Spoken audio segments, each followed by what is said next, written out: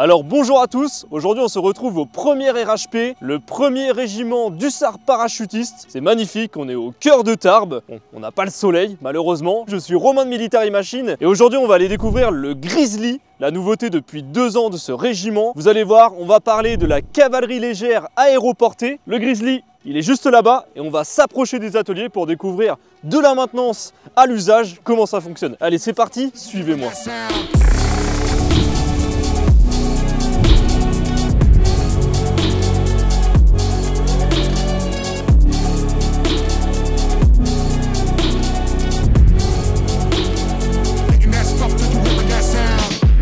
Salut Cyril. Bonjour. Tu vas bien? Ça va? Bon, c'est du sérieux là, Grizzly? Oui. Il est magnifique hein. C'est des beaux véhicules qu'on a récupérés. Ils sont arrivés il y a combien de temps? Ça fait 2 ans maintenant qu'on les a au régiment. Ok. Pour pouvoir diversifier les véhicules qu'on a actuellement au régiment. Ok. Et je suis mécanicien depuis 2 ans maintenant sur ces types de véhicules. Et c'est un régal. Ouais, c'est sympa. C'est un régal. C'est un bon véhicule. Et j'ai eu la chance de partir avec eux sur plusieurs exercices déjà. Ok. À Canjuers notamment, à Biscarros.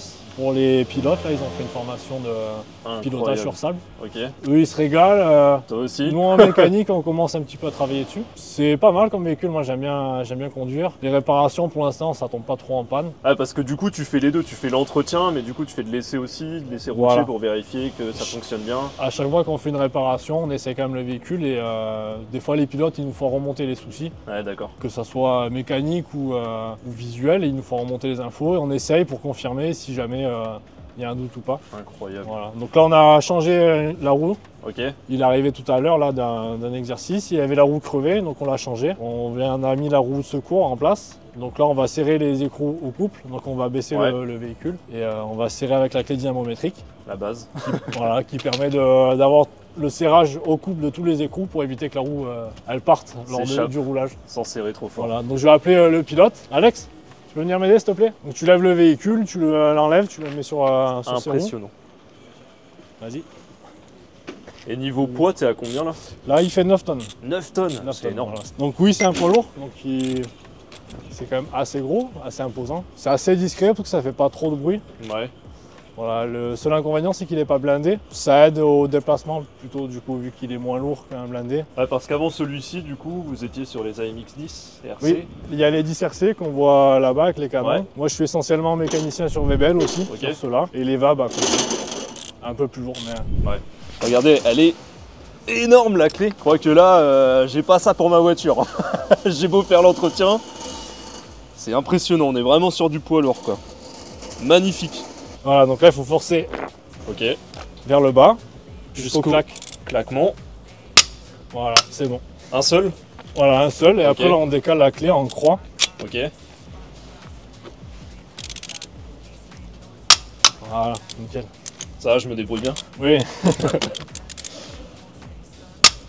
Ok. Du coup, ça fait combien de temps toi que t'es mécano? Moi, je me suis engagé donc à l'âge de 20 ans. Ok. Donc ça va faire ma 11e année que je suis au régiment maintenant. Ici? Voilà, ici Incroyable. à Tarbes. Donc t'as commencé ici. Voilà, exactement. Je viens de Gap, dans les Hautes-Alpes. Ok. Et sans connaître à l'armée, j'ai voulu m'engager suite à plusieurs années dans le civil en tant que mécanicien dans une concession, dans une grande concession Land Rover. D'accord. Et j'avais envie de changer un peu de vie parce que c'était un peu la routine. J'avais Ouais. du lundi au vendredi soir, c'était toujours pareil, c'était atelier. Bon. Voilà, donc j'ai voulu changer un peu d'air, donc je me suis engagé ici à Tarbes, dans les Pyrénées. Ok. J'ai fait 3 mois de classe à Kélus, de formation initiale. Ok. Et après, je suis arrivé à l'atelier donc quelques temps après avoir fait le brevet, donc 2 semaines à Pau, Ok. pour apprendre à sauter en parachute tout seul. Tu fais du saut toi? C'est ça. C'est génial. Donc toute la région sud-ouest, ici on est parachutiste. Donc on a un minimum de sauts, donc c'est 6 sauts à faire par an. Incroyable. Donc on saute à 300 mètres. Ok. Donc c'est soit on est en lice, donc c'est que avec le parachute et parachute de secours. Ou soit on peut sauter avec l'armement, on peut sauter avec une gaine, donc c'est notre sac de 72 heures à peu près. Et on peut même sauter avec les véhicules, donc les VBL ici Ouais, sont largables. ok. Pas ceux-là parce que maintenant ils sont trop gros et trop lourds, malheureusement. Ouais, 9 tonnes, c'est plus difficile Voilà. à parachuter. Donc pour l'instant ceux-là ils ne sont pas largables. Ah, c'est sympathique. Donc tu Ouais. passes De mécaniciens, d'une concession civils, civile avec des véhicules sympathiques à des plus gros véhicules, on va dire, et en plus tu fais du saut. C'est ça. C'est trop bien. Il n'y a pas de routine. C'est un métier vraiment qui est prenant. Bah ouais. J'ai eu la chance de faire 6 missions déjà, donc le Tchad en 2015, Wow. 4 Mali, donc là c'était vraiment rustique parce que c'est dans le désert, dans les dunes. En étant mécanicien, on est autant amené à partir en mission qu'un combattant parce que partout il y a des véhicules, partout il y a des hommes, donc on est obligé de les soutenir. Donc j'ai eu la chance de faire 2 missions au Mali, c'était dans une petite base, on était 800 à peu près. Quand même. Un peu moins, après des fois c'était 100, 110. Et les deux derniers c'était en guépard, donc on a appris en une semaine qu'on devait partir. Donc voilà, il faut se préparer physiquement, mentalement. Et je suis parti en équipage, donc c'est-à-dire que j'étais dans un véhicule, donc un VBL, et j'étais mécanicien aussi. Donc je faisais combattant la journée et mécanicien la nuit. Donc c'était assez prenant, assez sympa. C'est quand même dingue. Voilà, donc passé 2 mois et demi dans le désert sans rentrer. Donc on se faisait livrer l'eau et les carburants et les rations par avion, hélicoptère. Ça c'était vraiment sympa. Et ma dernière mission c'était le Liban l'année dernière. Wow. Voilà, donc 4 mois aussi. Et du coup dans ces cas-là, toi tu suis les véhicules, c'est-à-dire que tu as un atelier improvisé? Voilà, en permanence. On a un véhicule, un poids lourd, et dedans il y a un établi, il y a ce qu'il faut pour lever un véhicule, il y a des tiroirs où on peut mettre des pièces de rechange. Avec nous, on est souvent 2 en général, pour être plus libre de la manœuvre. Ou sinon, on peut partir tout seul comme j'ai fait là, les deux derniers Mali. Ouais, c'est génial. Et je me pose une question toute bête, mais par exemple, si tu dois faire du saut avec un VBL, t'as tes outils dans les poches? Non. C'est une question, mais je sais pas. Les véhicules, ils sont largués en avance de phase avant nous en général, ou après, ça dépend. Mais les véhicules sautent avec l'environnement, donc ils sont tout à l'intérieur, donc ça soit l'armement ou les outils. Et nous, on peut avoir des petites caisses qui sont largables aussi, si jamais on doit intervenir sur un lieu où un véhicule est en panne. On peut avoir aussi une caisse à part, mais on saute pas avec nos outils. C'est dans un sac qui est dessous nous. James Bond. Voilà. C'est génial, c'est génial. Voilà, c'est vraiment un métier qui me fascine et qui me plaît toujours. C'est jamais pareil, un coup on est à l'atelier ici, un coup on est à la garde, un coup on est au saut, un coup on est en mission. Enfin, il n'y a pas de routine. C'est le plus important au final. C'est pour ça au final que tu t'es retrouvé ici, parce que tu cherchais quelque chose en plus. Qui voulait changer ma vie de civil, on va dire, c'était très bien, hein. Mais maintenant je me régale là-dedans. C'est quoi du coup la prochaine étape là? La prochaine étape, on va le rentrer. Okay. On va le rentrer en atelier et comme ça l'équipage va pouvoir faire son premier échelon, donc c'est-à-dire les niveaux, faire remonter si jamais ils ont eu des soucis sur l'exercice qui vient de rentrer. Normalement ça devrait bien se passer. Bon bah écoute feu, hein, je te suis.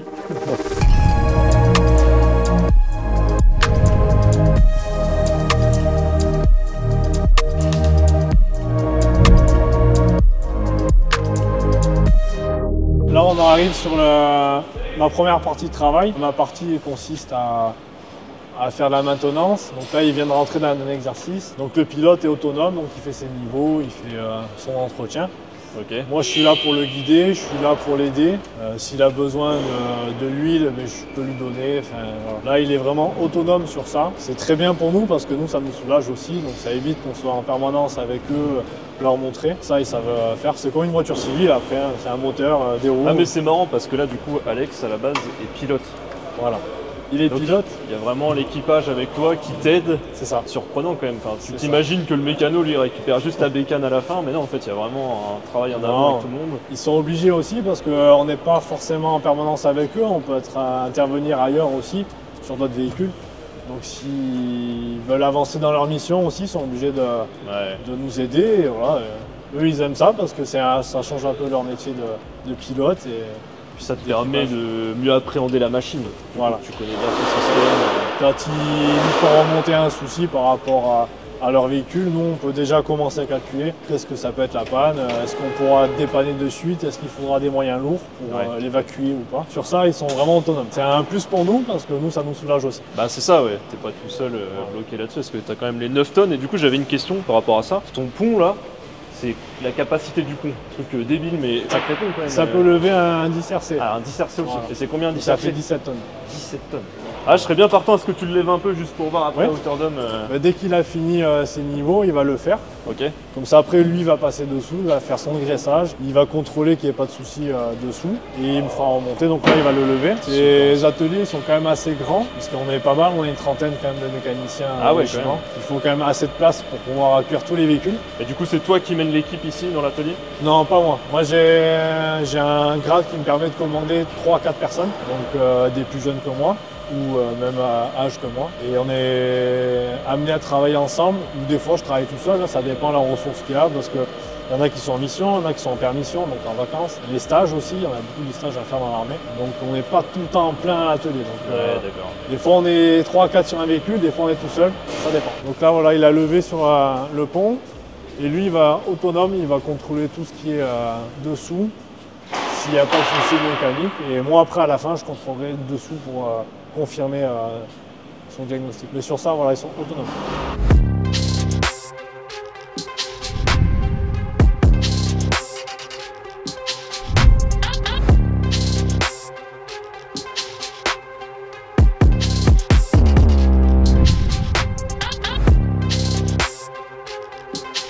Bon bah en tout cas, merci Cyril pour tes explications. Avec plaisir. Je suis super fan de ce que tu fais, je crois que je vais bientôt prendre ta place. Volontiers. Ça donne quoi? Juste dernière question, je voulais finir là-dessus avant tout, c'est au niveau motorisation, on a quoi à l'intérieur? Moteur, c'est un 4 cylindres, il fait Ok. 260 chevaux.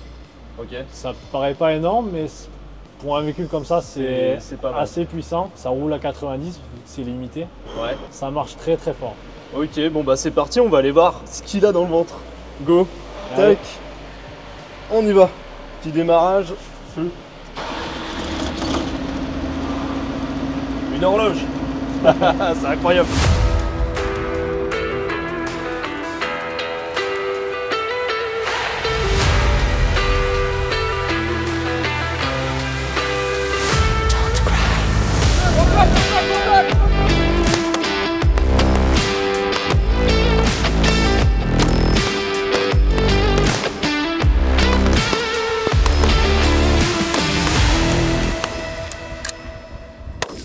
Bon alors du coup pour la continuité on se retrouve au camp de Gers. Le temps il est incroyable, ça se voit qu'on est proche des montagnes, regardez en fond, c'est les Pyrénées. On vient de se prendre une saucée, c'est vrai? Ah oui, Pas vrai mon capitaine? ouais, pas mal là. Incroyable, donc on est avec capitaine Sylvain. Alors est-ce que vous pouvez nous dire du coup ce qu'on fait ici? Ben, enchanté Romain, ici on est sur le camp de Gers qui est notre terrain d'entraînement du premier RHP. On a une zone de manœuvre, une zone de tir et une zone de saut également. Ok.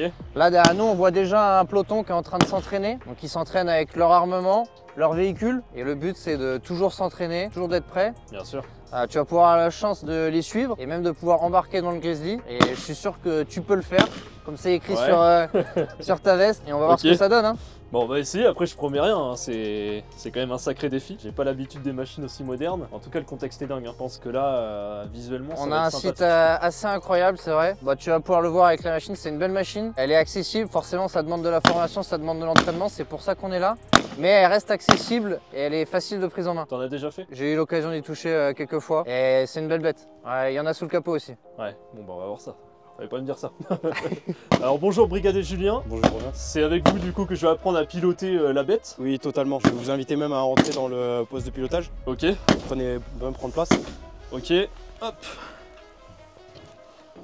C'est vrai qu'on a de la place. Vous avez de la place. Alors déjà, le réglage du siège, vous pouvez commencer et c'est comme une voiture lambda. Donc, Ok.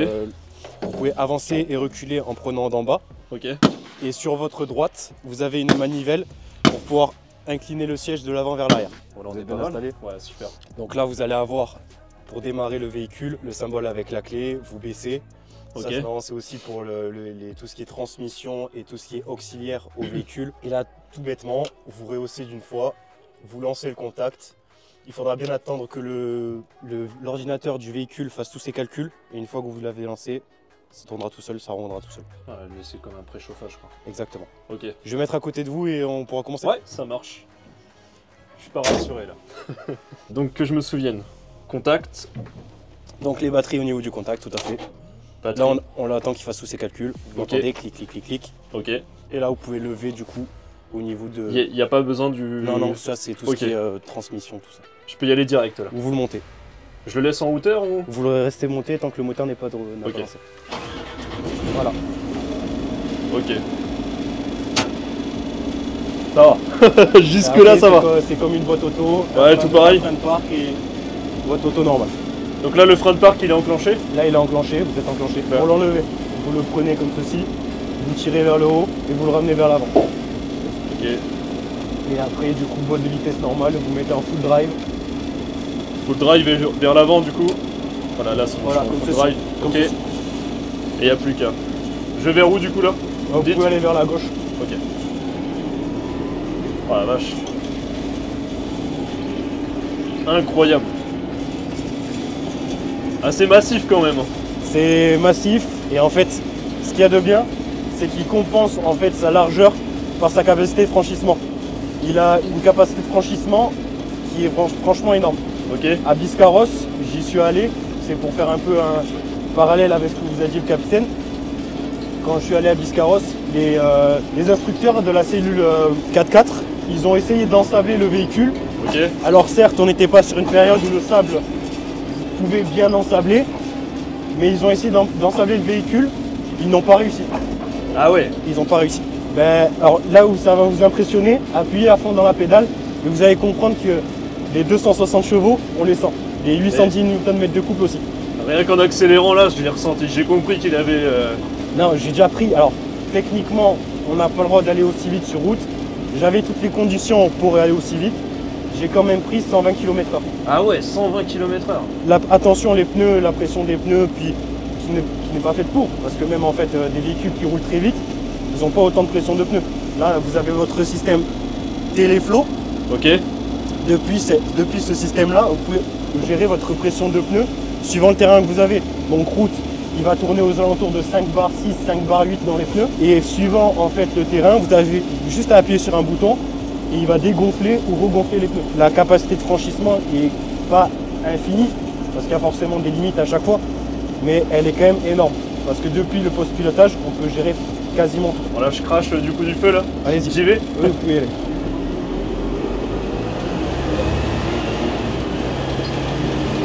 Ah vache, ouais.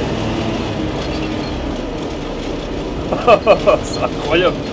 Il en a dans le ventre. Ah ouais, c'est vrai. Et forcément, vu que c'est un poids lourd, il est bridé. On le sent qu'il est bridé.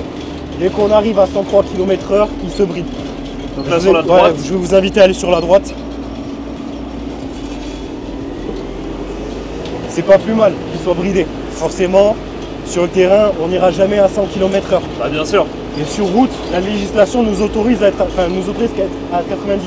Ok. Donc techniquement, qu'il soit bridé à 103, c'est pas plus mal. Ah c'est quand même massif hein. Là sur la route on le ressent. Mais les autres véhicules civils, quand ils nous croisent, forcément ils ont des appréhensions de est-ce qu'ils peuvent nous doubler ou pas. Bah bien sûr. Parce qu'il fait combien déjà de largeur? On est sur 2 mètres? Vous êtes sur 2,5 m. 2 mètres 5. C'est là que ça pardonne pas là. Incroyable.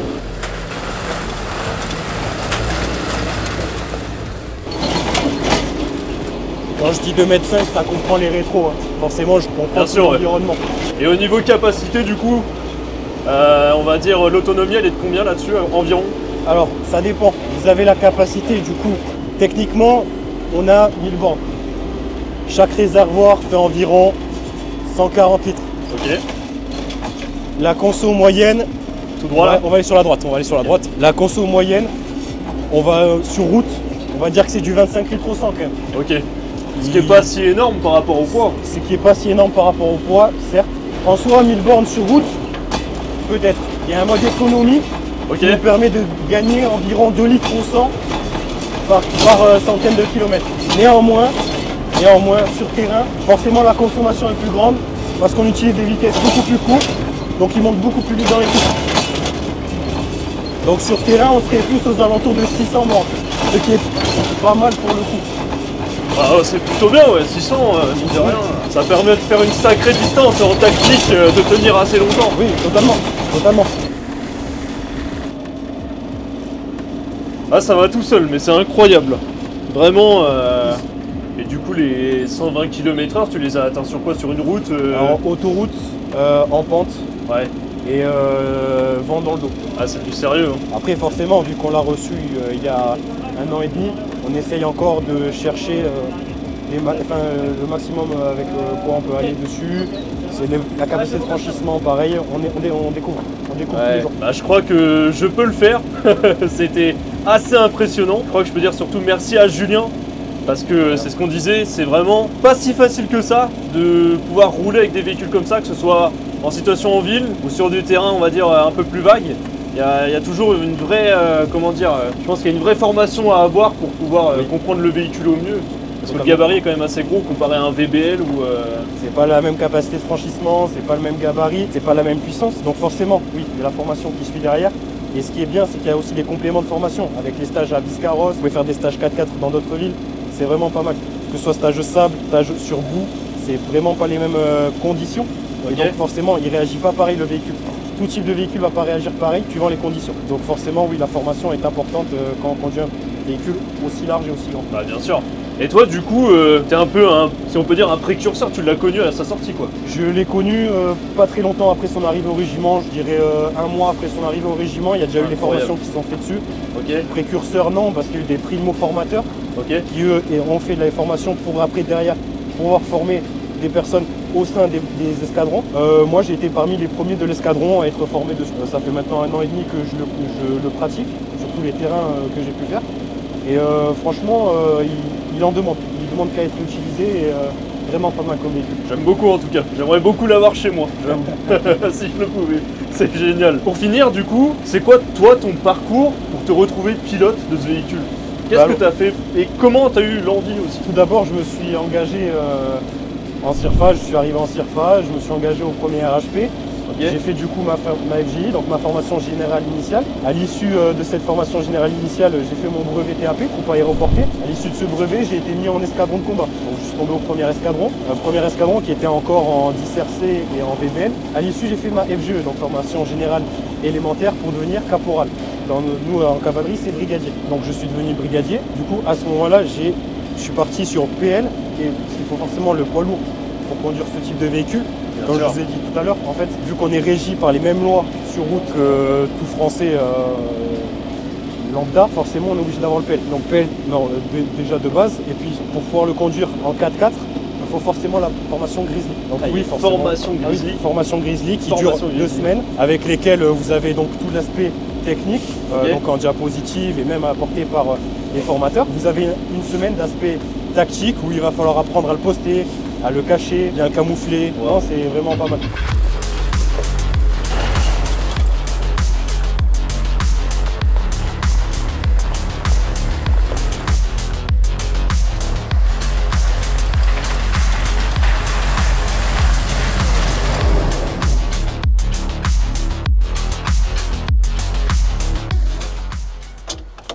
Alors Romain, qu'est-ce que t'en as pensé? Incroyable. Belle bête, hein? Je t'avais pas menti. Je peux le faire, là on peut le dire. Tu l'as fait même? Ouais, je l'ai fait, j'ai pris un peu de boue je crois. C'est impressionnant. C'est ce qu'on disait avec Julien, en fait, c'est la résistance en ce qui concerne tout ce qui est de la suspension, tout ça. Quand tu prends la route, que tu vois des nids de poules énormes, ça faiblit pas, ça fonce. C'est un truc de dingue en fait, hein. C'est vraiment impressionnant. Hein. On n'est pas allé jusqu'au bout de son autonomie, on n'a pas fait 800 km aujourd'hui, il faudra revenir. Il me fallait pas plus, j'ai pas osé. J'ai pas osé parce que c'est assez impressionnant quand même, puis c'est massif. C'est vrai que quand tu roules avec ça, c'est ce qu'on disait, quand tu es en ville, faut pas croiser n'importe quelle voiture. Donc d'où l'utilité d'avoir une bonne formation derrière. Évidemment. Exprès pour le Grizzly quoi. En tout cas, merci beaucoup pour l'accueil. J'espère que ça ouvrira la question pour certains hein, de pourquoi pas essayer eux aussi un Grizzly. Et puis bah moi je peux dire en tout cas qu'aujourd'hui je peux le faire. C'était incroyable. Bon Romain, tu vois à la fin on nettoie, mais ça aussi tu peux le faire. C'est vrai? Ouais. Bah je te remercie, hein. Moi ça me fait plaisir. Hein. Comme si je lavais ma voiture, tout pareil. Tout pareil, de manière consciencieuse et professionnelle. C'est sûr. Bon bah les feux hein.